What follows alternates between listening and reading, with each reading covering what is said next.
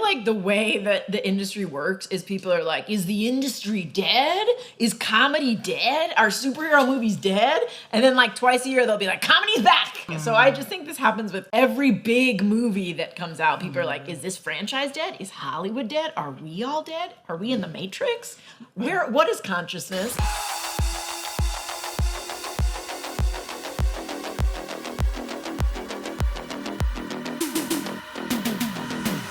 Welcome back to the Breakroom. We are talking about the state of Marvel. Hit that graphic. Right.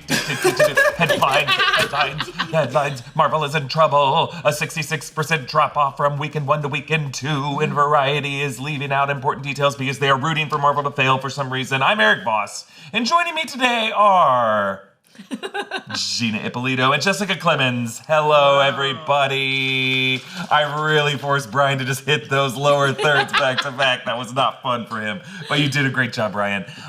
So here's the deal, guys. Marvel Studios is now dealing with a second weekend slump from Fantastic Four First Steps. You may have seen the trades report that from the first Friday of Fantastic Four's release to the second Friday, there was like an 80-something% drop off, which was pretty surprising. They were expecting a decline of 55 to 60%. Yeah, because that was what Superman had. That's what Superman had. And like, if you can keep it within the 50% range, that's actually pretty good for these movies. But in this case, it was a 66% drop off. That had a lot of people thinking like, whoa, oh my God, if Fantastic Four can't do it, what will? And everyone's kind of pointing fingers that, well, they shouldn't have released it in the same month as Superman. Or, you know, people don't really like Fantastic Four. The other times they've done it, hasn't gone well. Or Pedro Pascal, he's kind of weird on the press tour. I don't think that was it. No. I also think like this reporting is being presented without full context. Yeah, this is exactly the same thing they did with Sinners. Remember when Sinners came out and people were like, oh, look, it's not doing well. And it's like, oh, yeah, it is. You just like cherry picked weird data. Yeah. I also think with Sinners, there was some straight up racist reporting in that instance. They were saying, Ryan Coogler, when he's not with Marvel, can't. I don't know. I'm not the person to speak to that, but I am just saying, like, with Fantastic Four, there's other things at play here where they're rooting for Marvel to fail for other reasons. I believe it was Variety who even reported that Marvel Studios sold $200 million in product placement on Fantastic Four First Steps. Why don't you put that in the article too? Yeah. Also, opening weekend was insane. I would say that like most of the people because most of my friends have seen it and saw it opening weekend. So I think that like more people saw it opening weekend. A drop off is to be expected, but we don't know how you know, like it could steady out and people might be going to it next weekend and the weekend after and stuff like that. My friends who were super into it went to see it opening weekend. So I agree with you completely, especially because there's a lot of actual matters that are coming into play where it's like, it's also the end of the month. I'm not sure this is 100% the reason. I'm just spouting what pop culture is talking about. It's the end of the month. There's a million festivals going on. There's other new movies coming out. A lot of people are busy. Also, it's the first of the month. So it's like, I think there was always going to be a necessary drop off with this movie. And again, it will pick back up when we're all less busy. Yeah. I think a lot of people, it's so hard to like also force it to fit a narrative for just this one weekend. That's insane. Yeah, that's an insane thing. You gotta look at the whole thing. I mean, it's like word of mouth is great, so it's not like poor word of mouth that people are not buying it. I just think everyone who was really interested in it has already seen it. Yeah. And the people who were like kind of interested in it, they've got other crap going on. They're like, oh, you know what? I'll catch it next weekend, or I'll catch it the weekend after that. Yeah, I think people. A lot of people who report on this stuff in the industry are getting engagement out of anything that says that Marvel is weak. If Marvel's bleeding, there's just going to be more traffic on their website. So I think they're eager to find any kind of narrative that says that Marvel's not doing great. Marvel's not doing great. So as soon as like reality starts to fit that narrative, they're going to be all over it. Yeah. But like they're going to be very quiet if weekend 3, weekend 4 don't have as pronounced as a drop off because it doesn't suit their told you so narrative. Also, like, I feel like the way that the industry works is people are like, is the industry dead? Is comedy dead? Are superhero movies dead?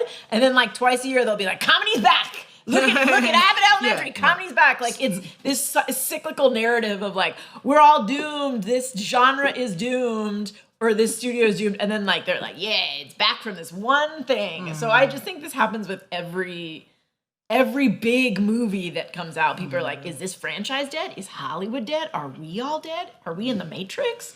What is consciousness? And then they write an article that's like, yeah, it's back. That is true. I agree with Eric too that it's like, I think Marvel's an easy target. Marvel's always going to be an easy punching bag. I think the same for DC too, but it's mainly because like Marvel set a bar with how much money their movies made. Yeah. And this is also when we were only going to movie theaters. Like this is when we had literal cable or the movie theaters. We didn't have like streaming, or at least I'm from the Bronze Age. So, but I'm like, yeah, they'll always use Marvel as that example. It's an easy punching bag. Disney also, I mean, not that it did well, not that it was good, but like they took so much glee in being like, look at stupid Snow White. Is Disney dead? Yeah, dude, they love it. They just like take glee in it. And then they underreport how well Lilo and Stitch is doing, how well Inside Out 2 did. I mean, Elemental is a perfect example. Elemental had a very weak opening and then went on to do very well throughout the summer, and none of them said shit in August. Freaky Friday 3 is gonna save us all. I think for Lilo and Stitch, they wanted to talk about the reviews, but they did not talk about the money it made. Right. They love talking about how bad that movie was, but no one was talking about how much money it made and how it's probably going to get a second one. Yeah. I mean, listen, I think like when you're in the darkest timeline like we are, if you want to stand out, you're not going to stand out by being like, everything is fine. Yeah, no, that's Like, not how news works anymore. Like our brains are hardwired to like listen to the news in the morning or like on our news podcasts or read the news and have it be like, what terrible thing happened today. So they're like, yeah, how can we get in on this doom scrolling when it comes to movies? And I think that's what a lot of them do. They want to be the equivalent of doom scrolling. I just think like you don't have to do that though. I think there are interesting narratives in the numbers that you could look at rather than just cherry picking whatever the most anxiety like negative one is. But people click on the link because of the title. Yeah. Because that's the thing is like, there's people that have that media, like, I don't even know what comprehension. I don't even know what to call it anymore because it's been fueled into something just not molded into something horrible. They want to give us all ulcers to make the doctors money. There's a reason why they're literally like, oh, can you make a post that makes people upset enough to get the traction because bad news is still good news, or they're like doing what Gina offered. It's just cherry picking the worst part that you'll click on. Because it's like, I know we click on the articles, but not a lot of the people on Reddit. This is posted, they see that as the headline, and 66% is scary to hear. 66% makes you think, oh, so the movie's bad. Right. I'm just waiting for the entertainment journalist who breaks free from one of these outlets, starts their own newsletter or podcast, does not become a crazy person like some of them do. Impossible. And just has like a very enlightened take on these numbers, because I feel like no one is really presenting, no one's done the 538 of box office reporting. 538 is, Nate Silver, who is an example of someone who's kind of gone a little crazy. So, but like... We need Siskel and Ebert back. Yeah. Resurrect them. They kind of did the 2 thumbs up, 2 thumbs down, but also within that had some really interesting takes. Yeah. And we have not seen people who have like just been universally beloved, who have set the standard when it comes to entertainment journalism in their wake. There's a lot, I don't want to say everyone sucks, like there's a lot of talent out there, but not a lot of backbone. And I want to see, I'm confident this will happen. I'm confident someone's salary negotiations will just come to a standstill with whatever outlet they're with, and eventually they'll say, screw it, I'm going to take my followers, and I'm going to like have my own newsletter, my own podcast, and our headlines are going to be like, they're going to cut through the bullshit of negativity, and I'm not going to just do the thing where people just tweet negativity about Marvel to try to get all their colleagues in the press to retweet them. This is why we need public broadcasting, by the way, because they're not beholden to ratings, and they're not beholden to clicks. And the thing is, since I don't think we're actually going to get this. I don't think it's going to happen in our lifetime. I had a meeting with a company that I don't want to talk about, but it was a meeting where they were like, we don't give a damn about like podcast or long form you need to be making TikToks or Instagram reels. And I was like, but they don't have enough space to actually give you what you really need to hear and what you need to understand. The idea of someone having to explain even these metrics on an Instagram reel is impossible. You're gonna click through it immediately. Yeah. But it's like, they're like, yeah, I'm sorry, that's just what we're doing. We have an entire division dedicated to that form of content now. So it's like they're moving away from and that's where I'm like, as long as we're doing what Idiocracy is, we're just going downhill. And I don't think we have the time to actually focus on reading an entire like essay that would explain this in a way that makes it understandable. Yeah. We look for the shortcuts. And this is me ranting on a soapbox about like humanity. No, I mean, there are like entertainment podcasts, like, you know, that are by actual people in Hollywood who are like, hey, here's what these numbers mean. But you're right. Like, if you don't want to listen to one of those podcasts for like 45 minutes, if all you want to see is like, oh, it dropped off for 66%. But yeah, like, I mean, obviously, listen, question economics, like question statistics, like why did it fall off? Yeah. And will it pick back up? And also, does it even matter because they had all of, you know, like what really matters is like the long-term numbers and how much they got other money, like Erik said, from advertisements and things like that. So really Marvel is going to be fine, guys. Yeah, I think some important context that I wish Variety and Hollywood Reporter's articles included, which they know, because I've read it in their other articles. Yes, Fantastic Four First Steps did have a 66% box office drop off. And yes, it may only make $550 million worldwide during its entire run. And that is less than Superman. That's less than Jurassic World. That's less than Lilo and Stitch. And it's significantly less than Deadpool and Wolverine the same weekend last summer. The difference we can talk about is the fact that Fantastic Four First Steps is going to do much better overseas than Superman will because Superman is America coded. Fantastic Four First Steps, it has a final act of a space god stomping around in New York City that looks very visually cool. It has like characters flying through wormholes. Compare the middle act sequence of Fantastic Four to the middle act sequence of Superman. I like Superman. It's in my opinion, a better movie, but Superman goes through a weird multicolored anti-proton river versus the Fantastic Four are flying through a freaking wormhole and it looks awesome and a baby's born. Are they like the title as it is? Fantastic Four box office surprise, 66% fall off. They're only talking about domestically. I think they're talking about worldwide. Yeah, but I do think that like also, you know, this is like in psychology they teach you like if you read a statistic that's like, oh, people who eat ice cream are like 70% more likely to drown. It's like you have to figure out why that is, and it's because people who are eating ice cream, like it's the summertime, they're at the beach, of course they're like going to be like, you know, it's like and the US right now is like everyone is tightening their belts. They're worried about whether or not these tariffs sort of manifest, which they already have. But the first thing that goes in terms of like families who budget is entertainment. Like they've proven that. They like, because you can't really cut back on essentials like groceries or gas. So the first thing they do is like looking at their budget, they're like, well, we can't afford to see a movie every month. So there are like multiple reasons why this might not be doing so well, but that like those problems aren't really affecting other countries the way they're affecting us. So again, like, you know, the worldwide box office, I think will end up being fine. I think everyone always wants movies to like make as much money as possible. This movie is by no means doing poorly. Yeah, and $200 million on top of whatever they make. Every box office number needs to have that because Superman, every sign in the background was in an alternate universe. There was no Burger King. There was Big Belly Burger. There was no Oreos. There was Chacos. And in Fantastic Four First Steps, they did a mix. You had Sub-Zero Intel, a fake movie, right next to a Little Caesars ad, a Juicy Fruit ad, a 7-Up ad. Every time you saw an ad, Marvel got a big payout from that. $200 million on top of it that Superman didn't get anything like that. They did some other product placements, some brand integrations that you saw during Superman's the lead up to it, but nothing like what Marvel accomplished with Fantastic Four. And that was strategic. And Doomsday's going back to that Times Square set. Doomsday's going to make that money too. There's also going to be hella merchandising. Like how many little kids are going to want to dress up as like the Thing at like they Halloween? already have. I think Hot Topic has a line for Fantastic Four. Yeah, like the merch is going to be insane. merchandising in general is going to be this like insane. I don't think that anyone can glean anything from this about the real state of Marvel when there's so many other crazy things happening in the world. Like it's not taken in a bubble. If it was like, oh, everyone is doing fine, everything is fine, there's no tariffs, there's no, like people don't have movie theater fatigue, there's not music festivals going on, there's not all these things. Maybe you could say it, but it's impossible to like say like, oh, well, this means Marvel is doomed because of this one movie that didn't make $1 billion. Well, Marvel is doomed in another way from Avengers Doomsday.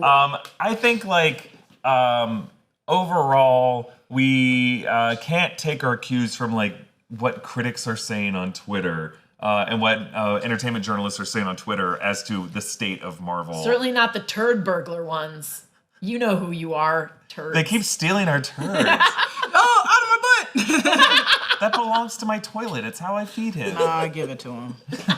Other interesting news, though, like I think the fact that Marvel Studios announced Spider-Man Brand New Day the way it did on a soundstage, didn't it feel like they were expecting a second weekend drop-off and they wanted the narrative of the weekend to be around something else pro-positive Marvel? Like, yes, part of it was also he's going to be in downtown Glasgow in the suit. We want to get ahead of that. But, like, the timing of it just felt very fortuitous to Marvel in a way that, like, they had an A-plus headline that weekend with how good that suit looked and the fact that he's coming back in a weekend when other people were talking about how poorly Fantastic Four was doing.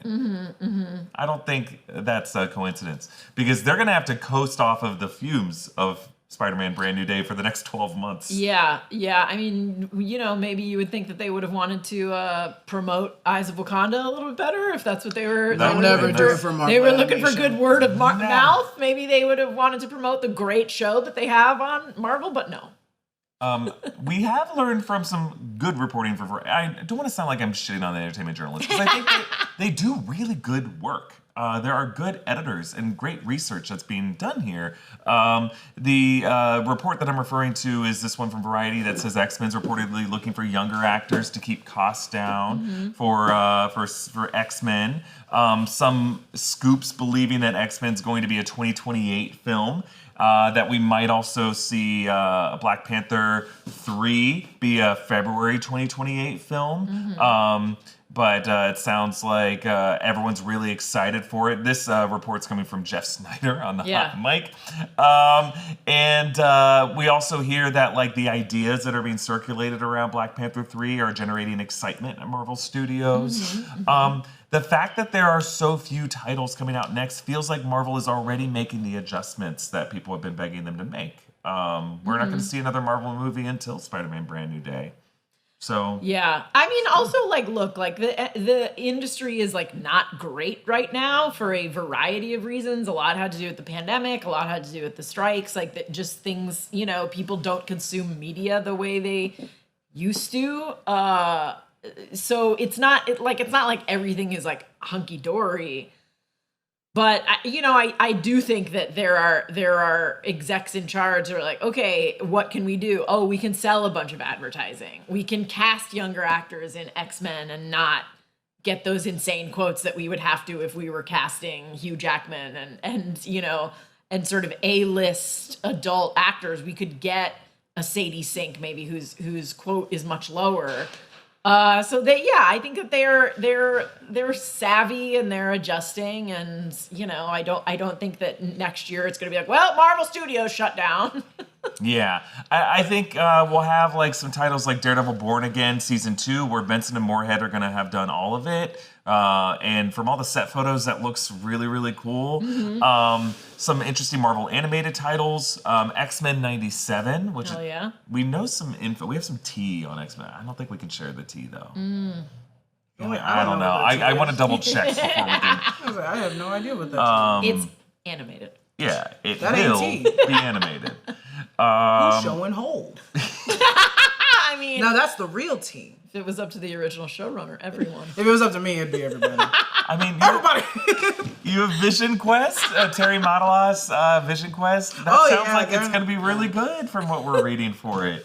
I think like right now we're gonna see less Marvel stuff, but what we do see will be solid, I think. Yeah. And a year from now, we're not gonna be having this conversation. There will be some who will still be trying to have this conversation. They're gonna look far more foolish than they're looking this week. Also, I think that second season of Daredevil is going to be great. I think the complaints about the first season, the uneven tone, that's not going to be an issue in the second season because it's like the same cast and showrunners and blah blah blah blah from when they pivoted. So I think people are going to be really feeling it, and then there'll be 18 think pieces on Marvel's back, baby. I am cautiously optimistic about the state of Marvel, and I think like the quality of Fantastic Four First Steps and the quality of Thunderbolts and the fact that those two teams are going to be joining together in Avengers Doomsday, I feel optimistic. Like coming out of Deadpool and Wolverine last summer, there was like, big things were happening. Marvel just did a huge announcement of Robert Downey Jr. coming back as Doctor Doom. But like, while the numbers were big and engagement was hot, in the back of my mind, I was like, but Deadpool and Wolverine wasn't quite the X-Men send-off I wanted. And Robert Downey Jr., is he really the best actor out there to play Doctor Doom? It's like, okay. And then we have hearing some questions about, Captain America Brave New World, and the marketing for Thunderbolts seems very exciting, but what is this movie? Are people going to show up for it? Like, I was worried. But after, like, the summer we had of quality superhero movies, like, I feel good about the state of things, honestly, just from a quality standpoint. And they're making a smart move getting Jake Schreier to direct X-Men. I think it's a good move. Let's answer some questions if you guys are up for it. Tim, thank you for your super chat, asks, is a Fantastic Four sequel still in the cards? I hope so.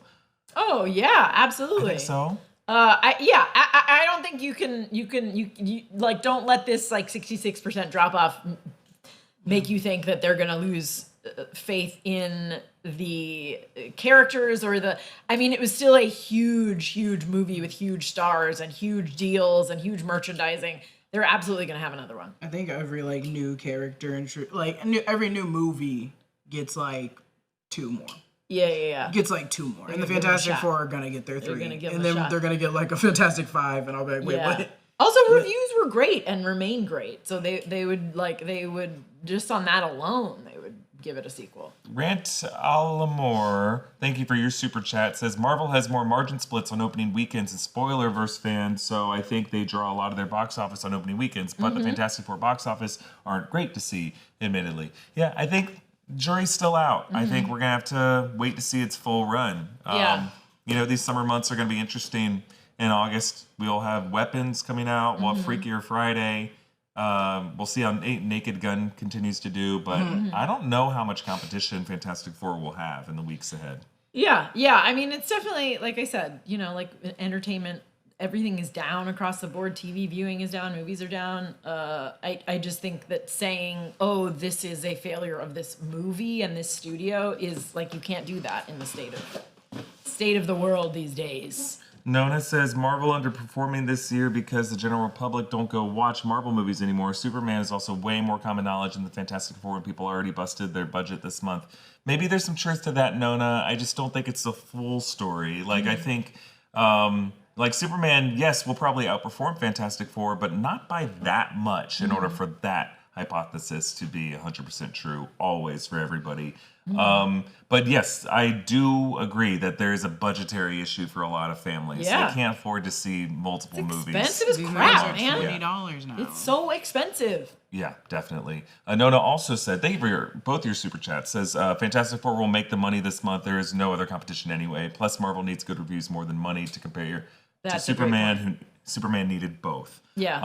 I think the thing that we're just not including is, and it's hard for us to even know this, is just the international appeal of these characters. And I think Fantastic Four has more international appeal than Superman does. Like, we think of him as like a top tier character, but a lot of people view him as an America-coded character. Flittis back on Twitch saying, talking from my experience, I think it's a problem with Disney Plus. For both Thunderbolts and Fantastic Four, I watched it once at theaters and planning to watch them again when they hit Disney Plus. Pre-Disney Plus, I used to watch whatever MCU movie I liked 2 or 3 times in the first 2 weeks. I'd agree with you if not for Deadpool and Wolverine and No Way Home, both of which were billion-dollar movies that released after Disney Plus, where it was in our lives very much. Well, I think what this person is saying is like, there are people who, especially if they're budgeting, are like, you know what, I do really want to see it, but I'm gonna wait for it on Disney Plus. Or normally I would pay to see it in theaters 2 or 3 times. And that is, I agree that like the streaming model has just broken things in a way. Like, you know, you used to have to wait a long time to see a movie after it was in theaters, and that's why they were in theaters for so long. So that in that second month, you could be like, you know what? I've already seen it, but I'm going to go see it again. Or you know what? I haven't seen it yet, but I'm going to go see it again because otherwise I won't get a chance. And now people are like, well, it'll be on Disney Plus in a couple months anyway. I'll just see it at home in my sweet ass setup at home.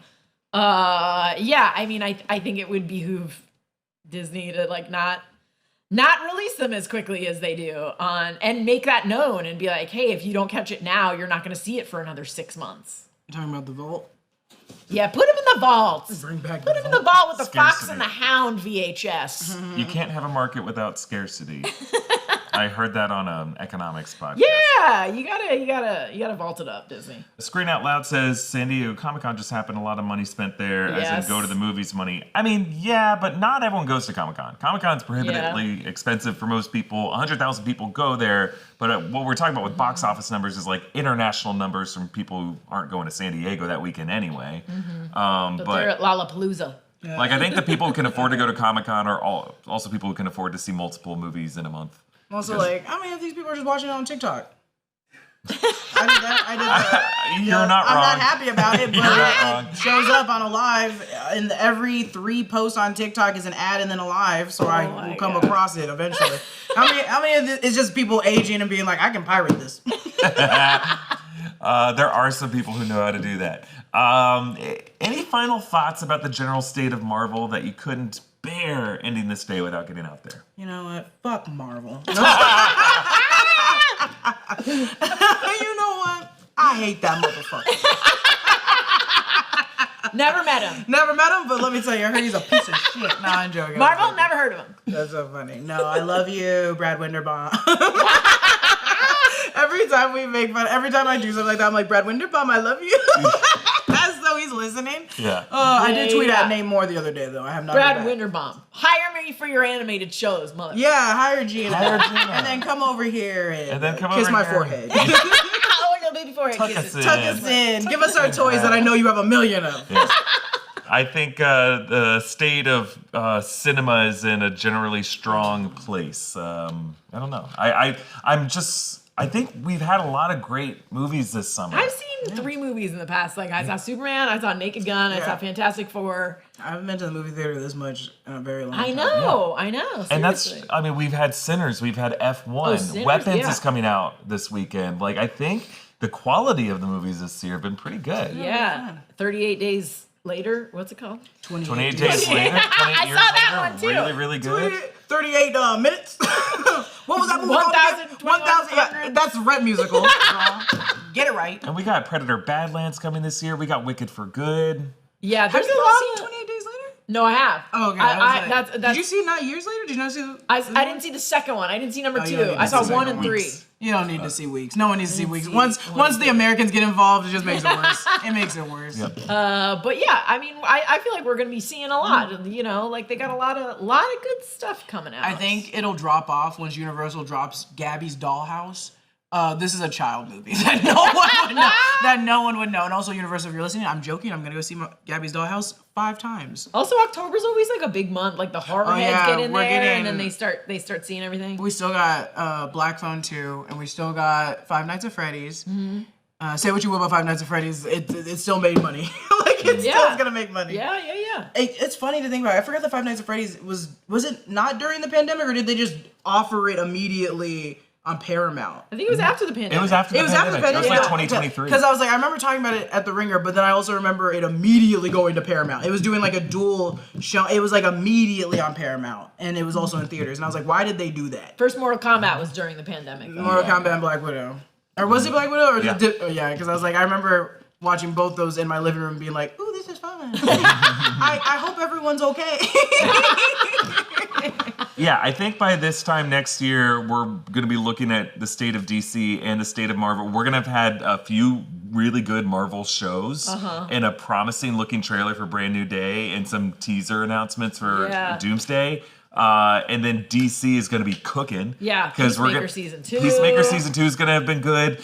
Lanterns will have come out, and it's going to be really damn good. The trailer for Supergirl is going to look really good, and we're just going to be like, remember like the past couple of years we thought we were in a slump? Yeah. Like, it's going to be cliche to say we're so back because... Remember when the talkies came out, guys, and everyone was like, these talkies are going to be the death of movies. The talkies were bad because then when the silent people... my favorite deep rabbit hole to get into is when we went from silent films to when you could hear them, and everyone was like, wow, this guy sounds horrible. His voice sucks. Why does he sound like a girl? Like, people were so mad. They were like, take this off my screen. I mean, Charlie Chaplin. Me on my mark, mister. Oh, get him out of here. Get him out of here. You guys, let's all do silent films again. Should we bring it back to the roots? Bring it back to the roots. I don't know. Quiet Place is very annoying to me. Well, we got a third one. No, in a good way. I love Quiet Place. It's that it's so quiet. Have you tried watching that movie in a theater? Oh, and someone's just opening their You gotta do Crunch everything Crunch. right before the movie starts, dude. That's a good rule for any movie, though. No, Open your snacks right before the Some movie of us starts. are big and bought a bag of food. I don't care. I buy a ton. I got nachos. I got peanut M&Ms. I got popcorn. Yeah. I'm opening them all. No, I can't eat them all. I gotta keep it fresh a little bit. And they give you this AMC plastic bag for no reason, and it makes so much noise. And my legs are long, so it's constantly kicking the bag. Excuse me, some of us have snuck in Chipotle chips. Chips? Yeah. No. Oh god. That paper bag, and then you're rolling it into that the so you can get it And for then no it's reason. just, I spilled my salsa. Oh no, my sour cream is all over my shorts. I haven't snuck food into a theater in so long, but I should do it. Except for the fact, like, again, I'll bring it up. I took in a Panda Bowl from Panda Express, and you could smell that orange chicken, and I felt so bad. I was like, oh, maybe I need to stop sneaking food in. I used to do Taco Bell too, the quesadillas. Oh yeah. Talking about quesadillas. Oh my Get yourself a little Mexican pizza and be eating it during the. That's too messy. Gina, what the fuck are you eating? Gross, Gina. Gina, ew! What are you, disgusting? Filthy? My salsa. Oh, my salsa. Whenever we get into pizza debates here at New Rockstars, we're always like, Gina, what do you think? You're from New Jersey. And she goes, no, the Taco Bell. The Taco Bell pizza is what I The only authentic pizza is Taco Bell Mexican pizza. Clip it out and put it out on socials, everybody. You heard it here. I'm gonna get death threats. You will. That poor teacher in Rutherford, New Jersey. Oh, her house just got Taco Bell thrown at it. Anyway, hey, this has been great. We're going to wrap it there. The state of Marvel is strong and never better, never healthier. Stick a fork in it. That's it for this episode of The Break Room. Well, let us know in the comments below. Do you think it could be better? Yes, but it could be more. Subscribe to The Break Room everywhere. Subscribe to all New Rockstars channels. Subscribe to In Our Underground if you like. Go to nerdriot.shop where we have some amazing shirt designs, and it's the best way you can support us and grab a special something for that special someone. Big thanks to Jessica and Gina. This has been great. Big thanks to Brian for running this stream and editing these episodes. Bye, everybody. Bye.